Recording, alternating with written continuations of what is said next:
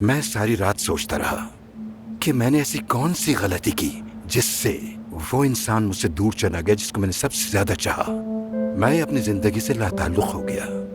धोखेबाजी और झूठ में मुब्तला होने के बाद भी कोई नतीजा नहीं निकला। बताओ जरा, हम कैसे पहुंच गए इन हालात तक? बाबा मेरा यकीन करें, मैं इस सब के बारे में कुछ भी नहीं जानती थी।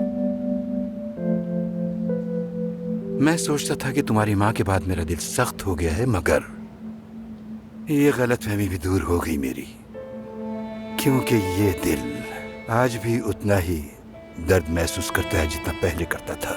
ऐसा मत कहें बाबा, प्लीज ऐसा मत कहें। आप सब कुछ है मेरे लिए।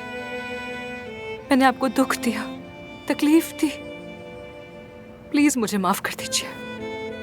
तुम माफी मत मांगो मुझसे, क्योंकि इस तमाम वाक़े में तुम्हारी छोटी सी गलती है, बल्कि हमारे मुकाबले में तुम्हारी कोई गलती है ही नहीं देखा जाए तो। तुम्हारी माँ और मेरे झगड़ों की वजह से हमारी जिंदगी तो बर्बाद हो ही गई, मगर मैंने तुम्हारी जिंदगी भी तबाह कर दी। नहीं बाबा, नहीं, आपका इसमें कोई कसूर नहीं है। जो कुछ हुआ उसकी जिम्मेदार सिर्फ परवीन साहिबा है।